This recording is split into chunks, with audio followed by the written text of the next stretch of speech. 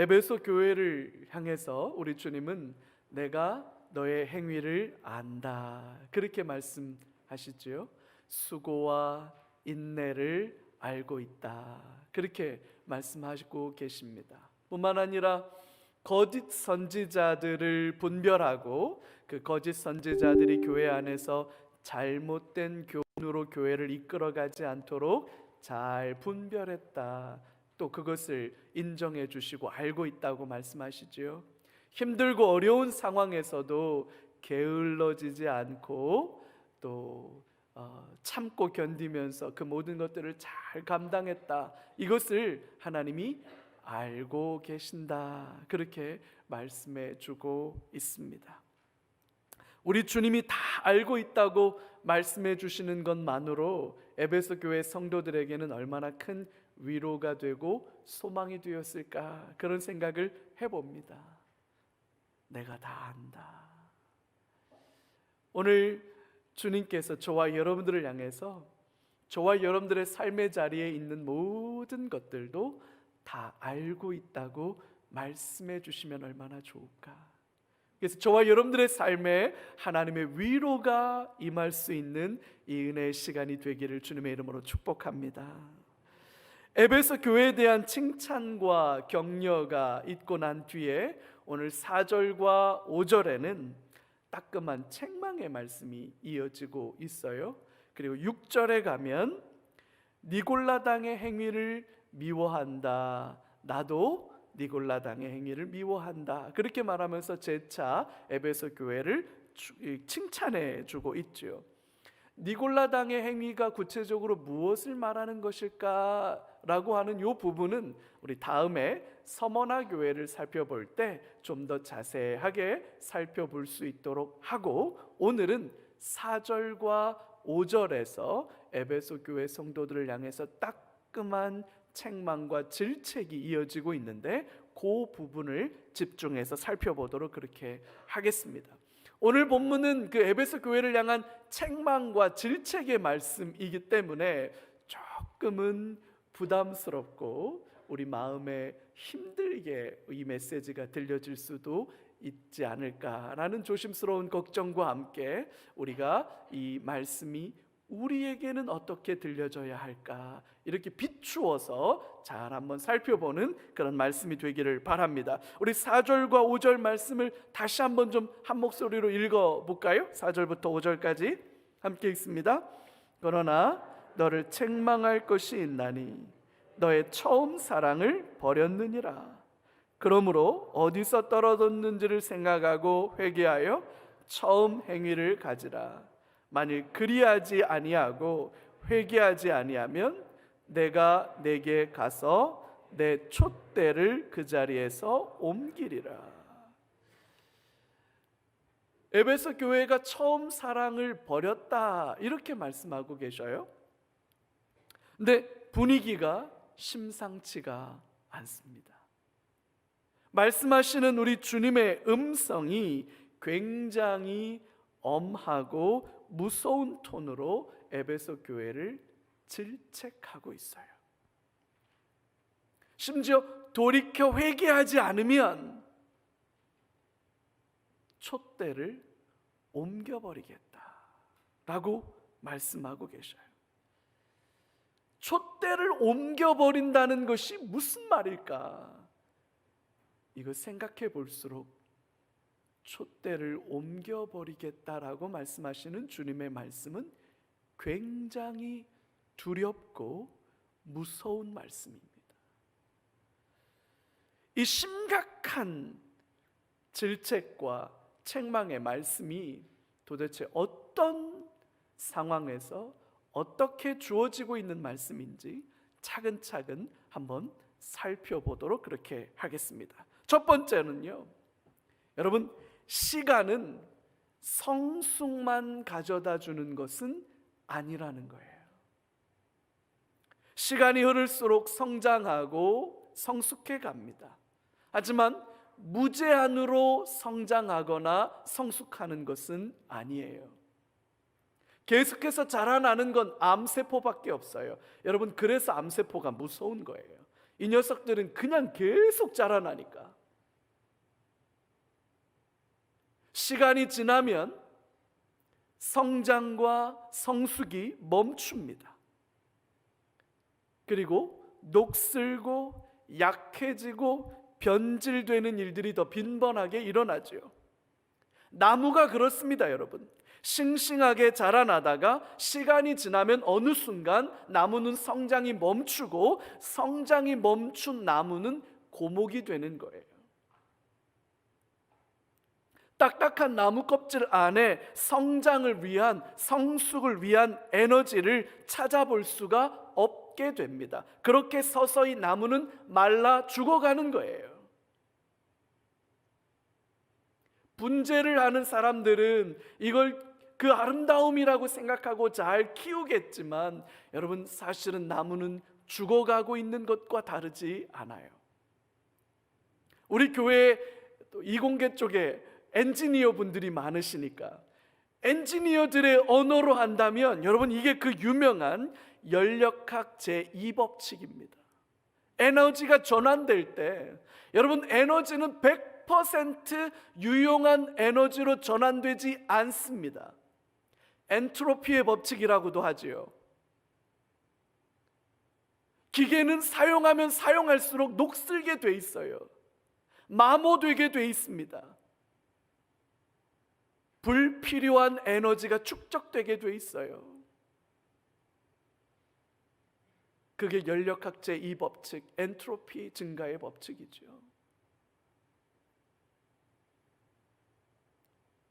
주 50년대 초반 바울 사도는 1차, 2차, 3차 선교 여행을 통해서 에베소에 교회가 시작됐어요. 우리 주님이 30년 정도의 공생애를 통해서 십자가에 죽으시고 부활하시고 승천하셨죠. 그래서 주후 30년경에 우리 예수님은 십자가에 죽으셨고 승천하셨고, 예수님이 죽으시고 난 뒤 한 20년 정도의 시간이 지난 뒤에 바울 사도 일행이 안디옥 교회로부터 파송을 받아서 1차, 2차, 3차 선교 여행을 하는 동안 에베소 도시에서 복음을 전했습니다. 제국의 가장 번성한 도시 중에 하나인 에베소, 아르테미스 여신의 신전이 있던 그 도시, 번성했어요. 그래서 이 도시는 모든 게 다 풍성하고 모든 것이 다 화려했어요. 여신을 모신 도시답게 이 도시는 환락의 도시였습니다. 먹고 마시고 즐거워할 만한 수많은 일들이 가득한 도시였어요. 바울이 이 도시 한복판에 예수 그리스도의 십자가를 선포하기 시작합니다. 하나님이 약속하신 구원의 은총을 증거하기 시작해요. 놀랍게도 바울을 통해 선포된 십자가의 복음을 믿고 받아들이는 사람들이 하나둘씩 나오기 시작했습니다. 하나님을 통한 구원의 약속을 마음의 확신으로 받아들이는 사람들이 하나둘씩 나오기 시작했어요. 교회가 시작된 거죠. 그게 주후 50년대 초반. 그렇게 교회가 시작되자 사람들은, 그 예수님을 믿기 시작한 사람들은 자기 집을 기꺼이 사람들의 모임 장소로 오픈했습니다. 그래서 우리 집에 모여서, 자기 집에 모여서 함께 복음을 들었어요. 찬송을 부르기 시작하고 예배하기 시작했습니다. 교회가 시작된 거죠. 뜨겁던 시절입니다. 상황과 환경은 열악했지만 그 열악한 상황과 환경을 압도하는 은혜와 감격이 있던 시절이었어요. 사람들로부터 비난을 받고 사람들로부터 이상한 눈초리로 쳐다볼 수밖에 없었던 상황이지만 개의치 않았어요. 로마 제국으로부터 박해와 핍박이 시작됐지만 그것이 이들의 하나님을 향한 열정, 복음을 향한 열정, 교회를 향한 사랑을 꺾어놓지 못했던 거예요. 어려운 시간을 기쁨으로 참고 견뎠습니다. 수고하고 게으르지 않았어요. 그렇게 꿈 같은 시간이 지나가고 있죠. 지금 오늘 요한계시록이 쓰여지고 있는 이 시점, 요한이 밤모섬에서 주님이 보여주시는 환상을 보고 있는 이 시점이 주후 90년경이에요. 그러니까 50년대 초반에 교회가 시작됐고, 지금 이 에베소 교회를 향한 주님의 말씀을 듣고 있는 이 시점이 90년대 초반이라고 본다면 한 40년 정도의 시간이 흐른 시점이에요. 올해 우리 수원 삼일교회가 41주년입니다. 에베소 교회나 우리 교회가 비슷한 상황에 있는지도 모르겠어요. 40년의 시간이 지나오면서 에베소 교회는 성장했습니다. 성숙했어요. 힘들고 어려운 상황을 잘 참고 인내하고 게으르지 않았습니다. 거짓된 가르침을 분별했고 진리를 왜곡하는 사람들을 용납하지 않았어요. 너무나도 귀한 헌신과 충성입니다. 그래서 그 어려운 상황 속에서도 이렇게 헌신해온 에베소 교회를 향한 주님의 첫 마디가 오이다 타 에르가수, 내가 너희의 수고와 인내를 안다. 내가 안다. 그게 주님의 첫 마디였어요.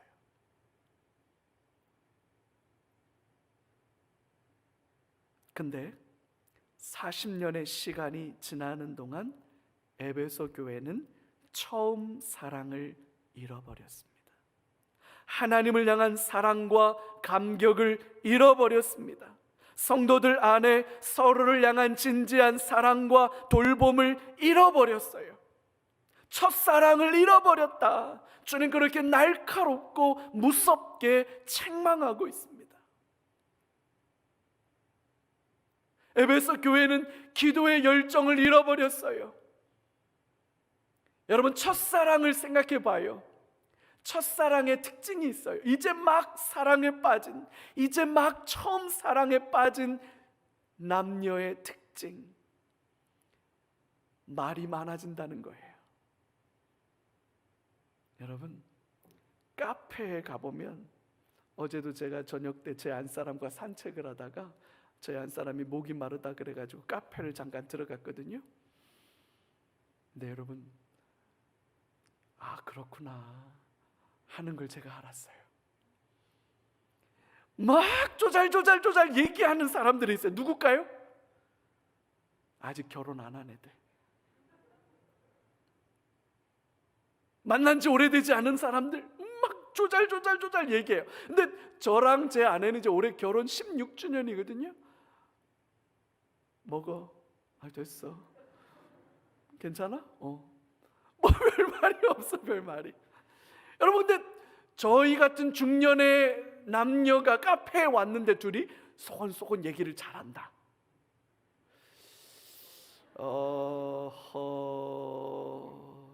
조사해봐야 되지요. 등산을 가는데 젊은 남녀가 등산하는 때는 손도 잡아주고 괜찮아 이러고 가는데요, 여러분 중년의 부부가 등산을 하는데 손 잡아주고 잘 안 합니다. 근데 만약에 그런 사람 그러면 물어보면 안 된다는 게 요즘 등산하시는 분들의 에티켓이래요. 말이 없어져요. 첫사랑에 빠지면 어떤 일이 벌어지느냐? 중요한 일, 사소한 일이 따로 없어요. 가까이 다가 앉아서 하루 종일 이야기해도 모자라지 않아요. 못다한 이야기는 전화로 해. 기도의 열정이 식어버리면 하나님 앞에 30분 기도하는 게 힘들어져요. 제가 제자훈련, 사역훈련을 하면서 훈련의 과제 중에 하나가 하루에 30분 이상 기도하는 거거든요. 근데 여러분, 하루에 30분 기도하는 게 쉽지 않아요. 그러면 훈련생들이 하나같이 그거 한두 주 해보고 나면 하나같이 와서 말해요. 목사님, 30분 기도하는 게 그렇게 꼭 필요한 일인가요? 왜냐하면 기도 제목 가지고 열심히 열심히 기도하고 다 기도하고 심지어는 시댁 식구 기도까지 했는데 몇 분 지나요? 15분밖에 안 지나. 연목사 기도도 하고 교회 기도도 하고 하다못해 김용현 선교사 파송되는데 이집트 피라미드에 깔리지 않게 해달라고 기도하고, 그렇게 기도하고 나도 몇 분밖에 안 되느냐? 20분밖에 안 지나. 30분 기도하는 게 힘들어요. 근데 만약에 이제 막 첫사랑에 빠진 사람들에게 시끄럽고 하루에 30분만 대화해, 이렇게 말해보세요. 로미오와 줄리엣이 따로 없죠. 그건 죽으라는 얘기랑 같은 거예요. 첫사랑이 식어버리면, 하나님과의 첫사랑이 식어버리면 하루에 30분이 뭡니까? 3분 기도하는 것도 길어요. 식기도 길게 하면 눈총 받는 이유죠. 첫사랑이 식은 거예요.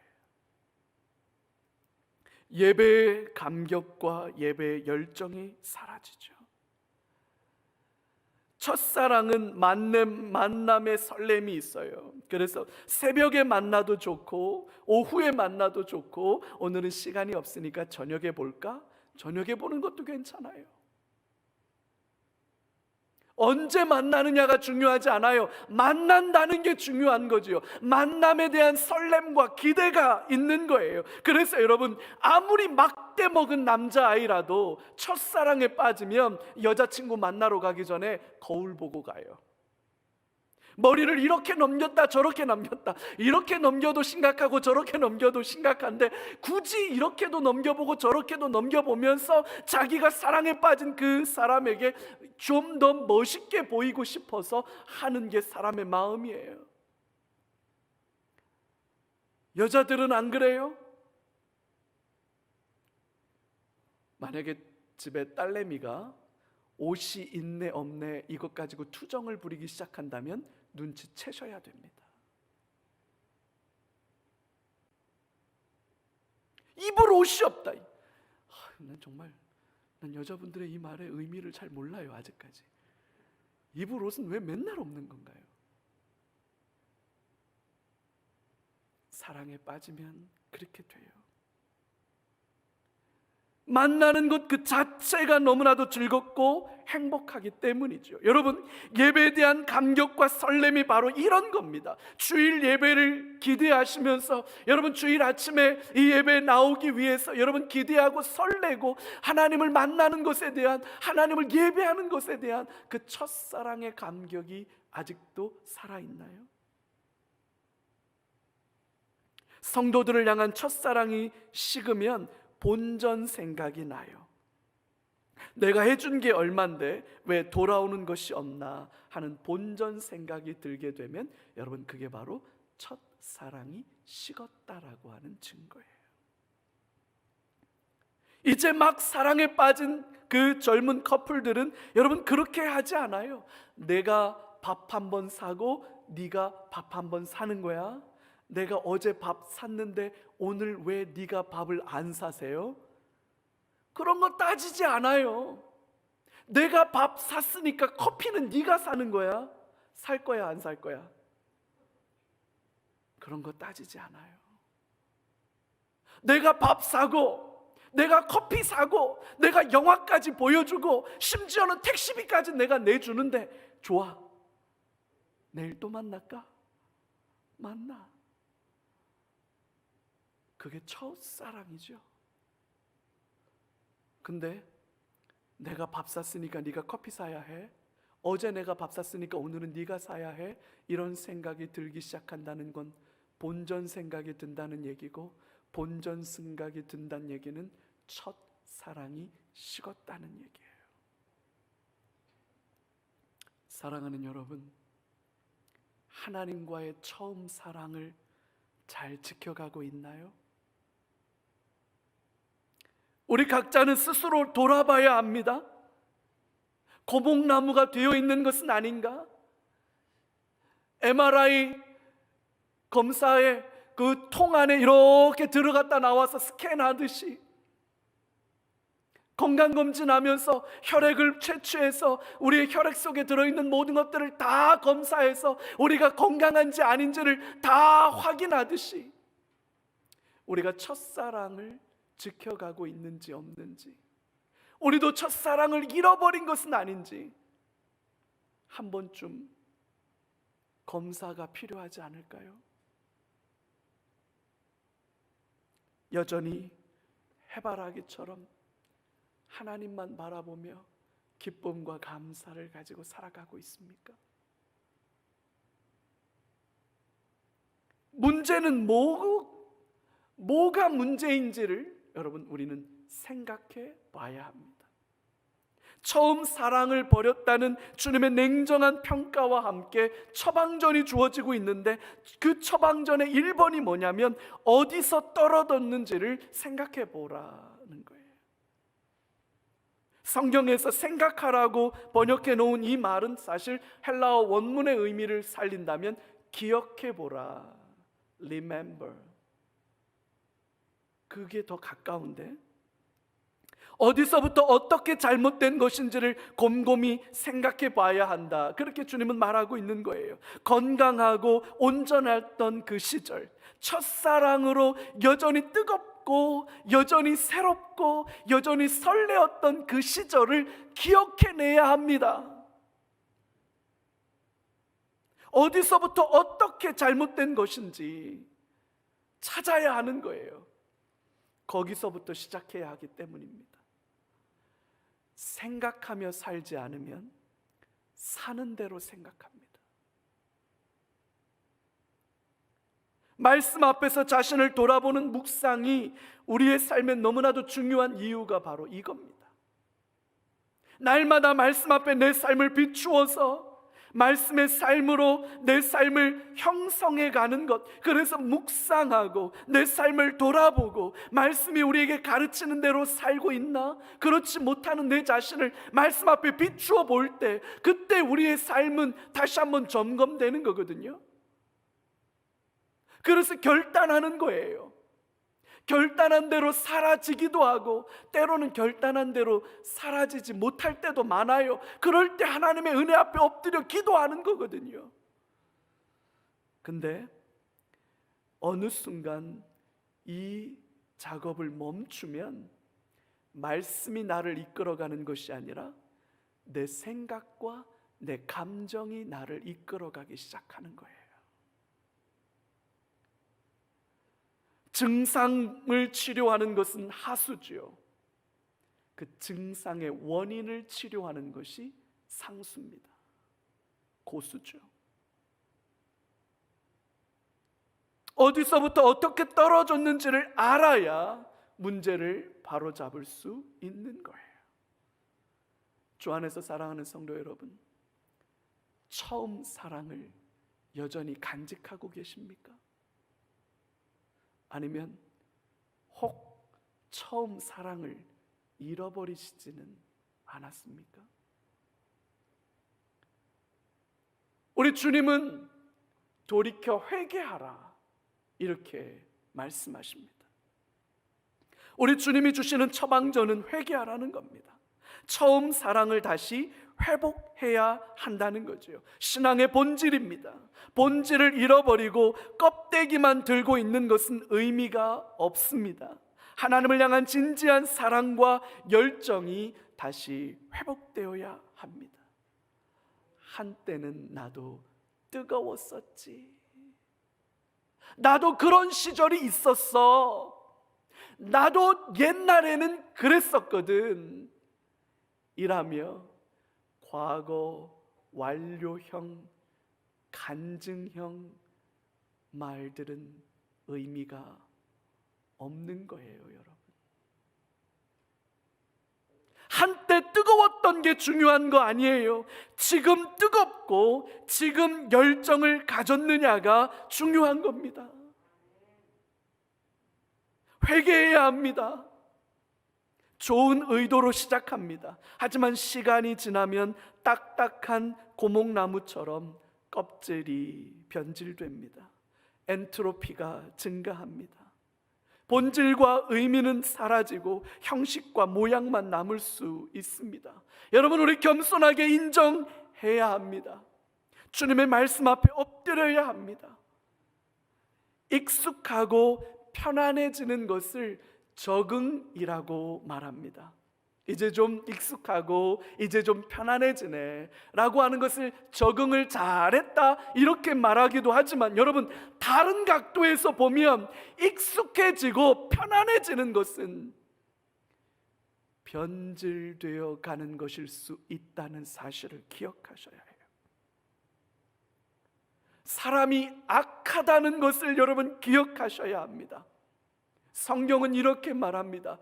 해 아래 새 것이 없다. 의인은 없나니 하나도 없다. 모두가 다 치우쳐 범죄함 가운데로 나아갔다. 여러분, 이게 성경의 진단이에요.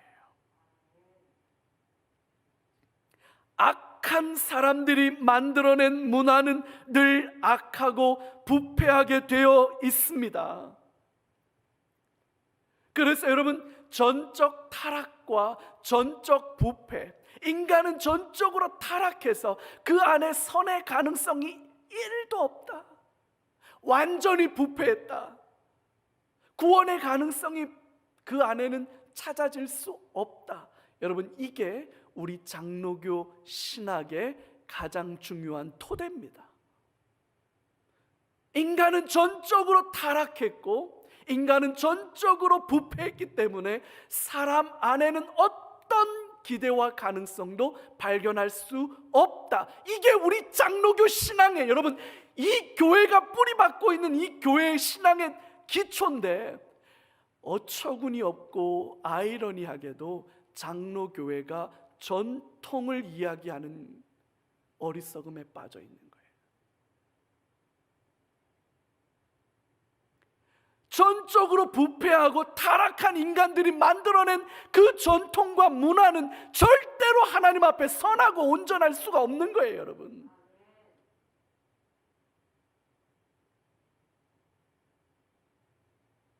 전통을 자랑하는 건 참 장로교답지 않은 일이에요.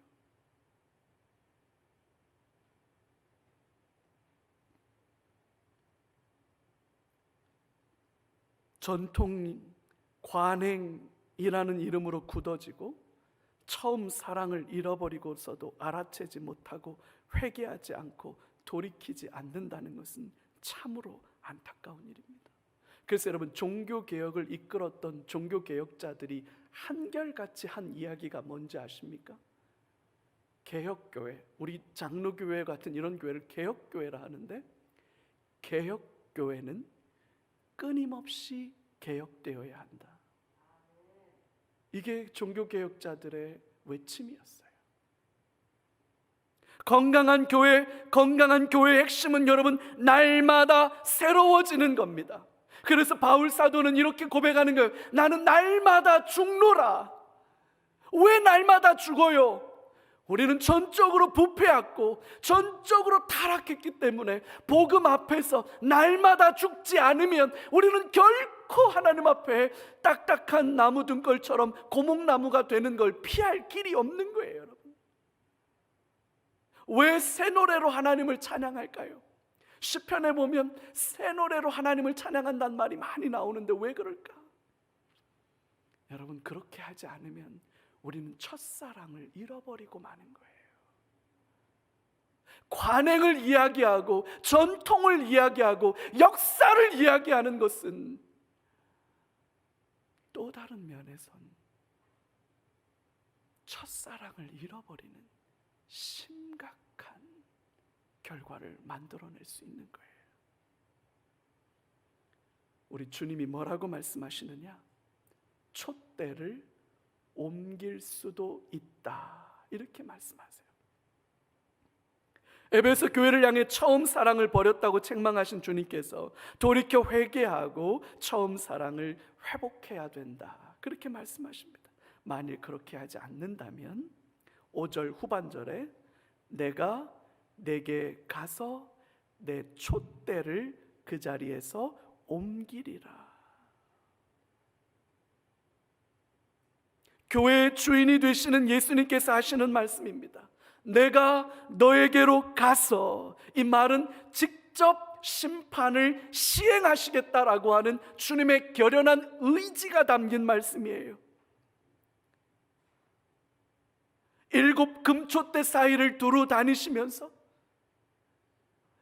에베소 교회가 수고하고 인내하고 게으르지 않고 말씀을 분별했던 것을 잘 아시는 주님이 그 에베소 교회를 향한 첫 마디가 내가 안다, 그렇게 말씀하신 주님이, 너희들의 수고와 인내를 내가 안다, 그렇게 말씀하신 주님이 지금은 뭐라고 말씀하시느냐? 내가 너에게로 가서 촛대를 옮겨버릴지도 몰라, 이렇게 말씀하고 있다는 거예요. 당신의 몸이고 당신의 신부인 교회를 위해 당신의 명예와 자존심을 걸고 사단과 그를 따르는 악한 세력의 공격으로부터 교회를 지키고 보호하시기를 원하시는 주님께서 당신의 손으로 직접 촛대를 옮겨버리겠다라고 말씀하신다면, 여러분, 세상에 이것보다 더 무서운 경고가 뭐가 있을까요? 내가 촛대를 옮겨버리겠다고 말씀하시는 주님의 이 말씀보다 더 두렵고 더 떨리는 마음으로 들어야 할 경고가 뭐가 더 있을지 저는 도무지 찾을 수가 없어서 이 말씀을 묵상하고 설교를 준비하고 연구하다가 얼마나 크게 놀라고 두려웠는지 몰라요.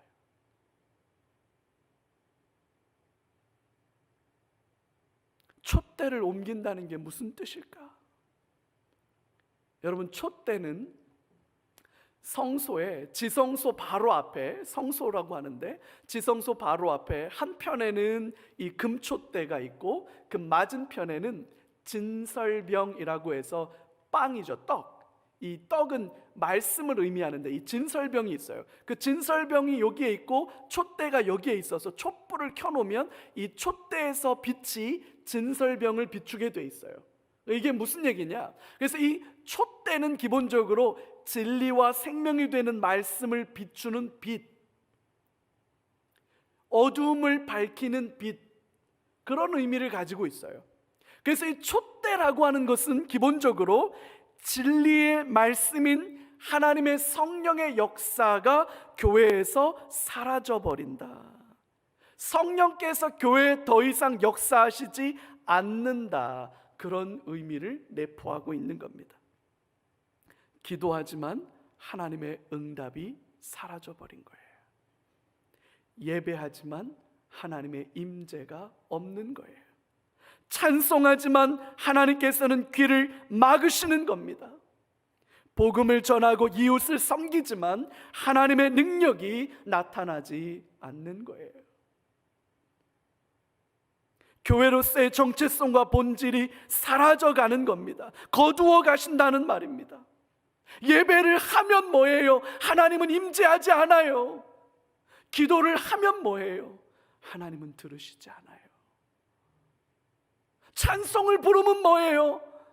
하나님은 귀를 막아버리셨는데. 그게 바로 촛대를 옮긴다는 말이에요. 너무나 두렵고 떨리는 말씀입니다. 우리는 베옷을 입고 제 위에 앉아 회개하고 돌이켜야 합니다. 처음 사랑을 잃어버리고서도 아무렇지 않게 살아가고 있는 우리의 모습을 보고 가슴을 치고 울어야 하는 거예요. 여러분, 오늘 이 말씀은 심각한 말씀이에요. 결론적으로 이런 이야기를 해볼 수 있을 겁니다. 다시 오지 않을 기회를 잡으라는 거예요. 시쳇말로 버스 지나가고 난 다음에 손들면 무슨 소용이 있어요?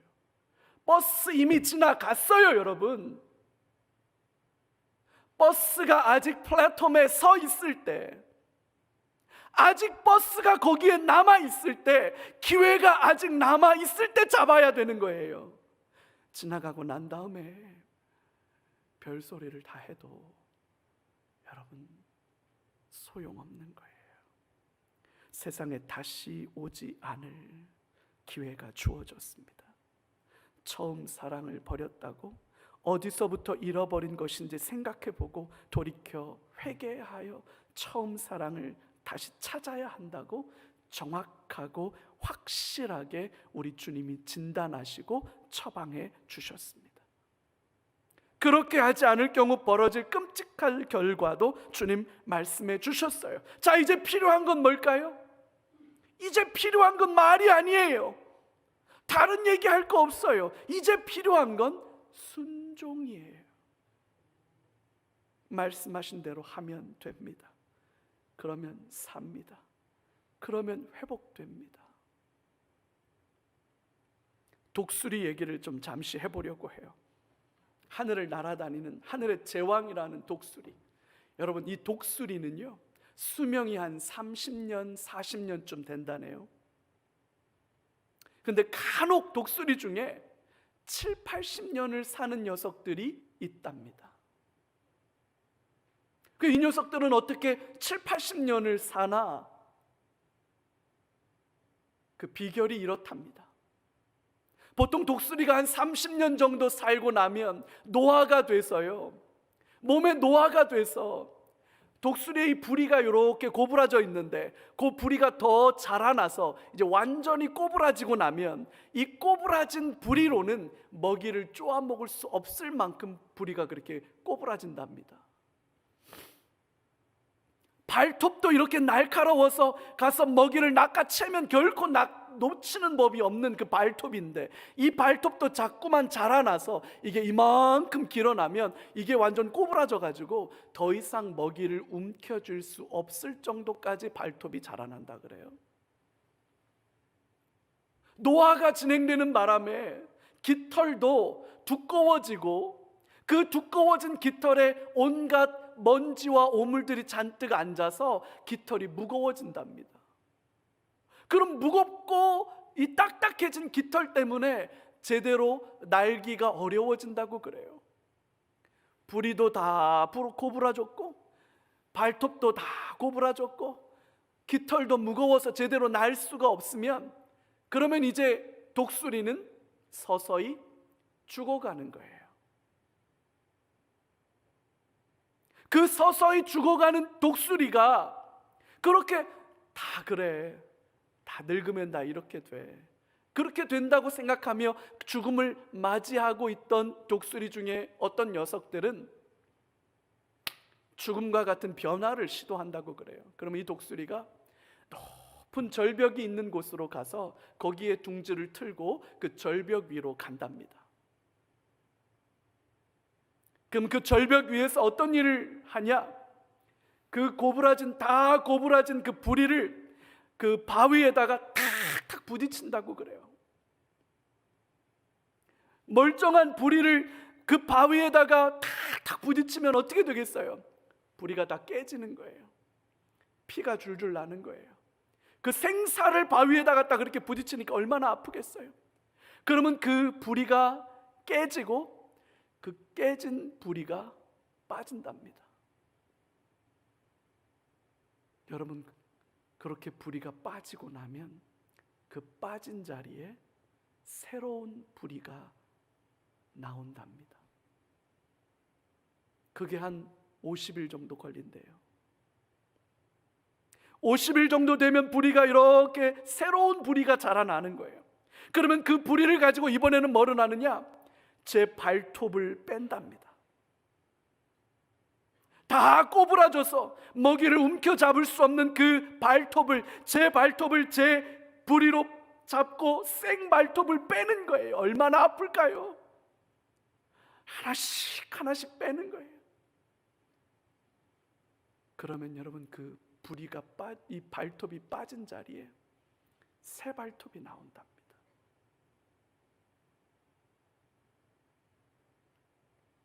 그리고 이렇게 새 발톱이 나오면 이제는 제 깃털을 다 잡아 뽑는답니다. 무거워지고 그 거추장스러운 깃털을 다 잡아 뽑는 거예요. 그러면 새로운 깃털이 나온답니다.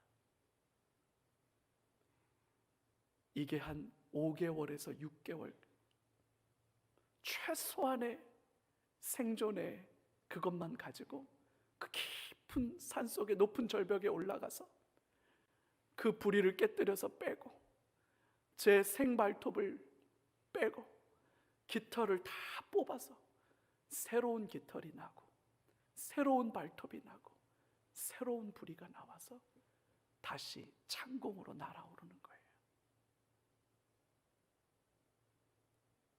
그러면 또다시 한 30년, 40년을 하늘의 제왕으로 살아갈 수 있게 된답니다.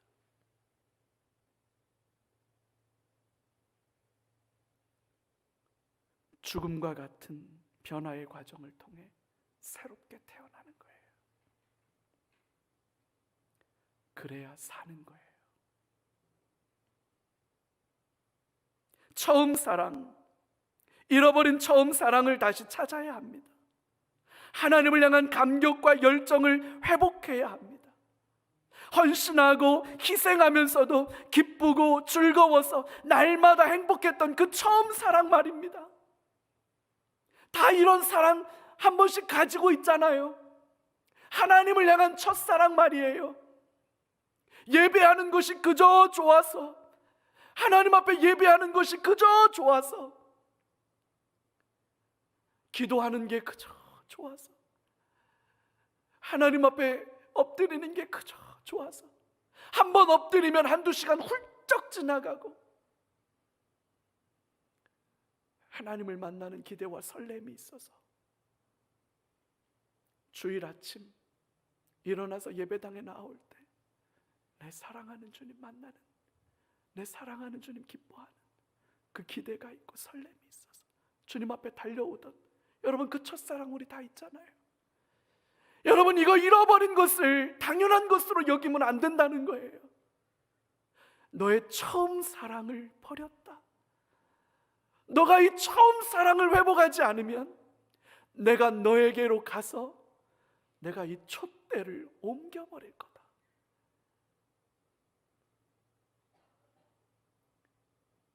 예사로 들고 넘길 말이 아닙니다.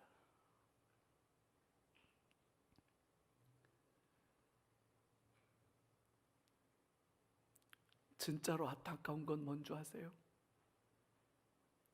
제가 이 에베소 교회 유적을 다녀왔습니다.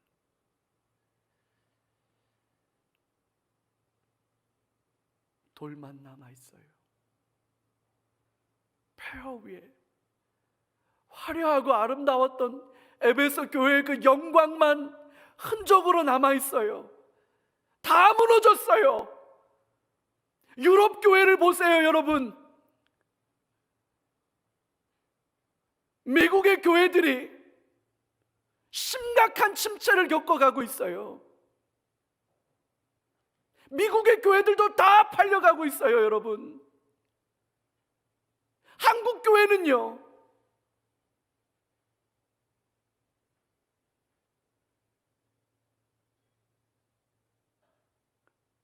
한때는 우리도 뜨거웠지. 그렇게 행복하던 시절이 있었어. 그게 무슨 의미가 있냐고요, 여러분.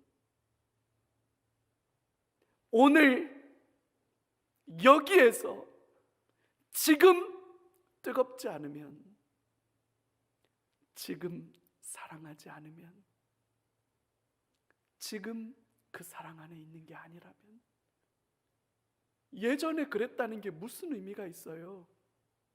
촛대를 옮겨버린다 그러시는데,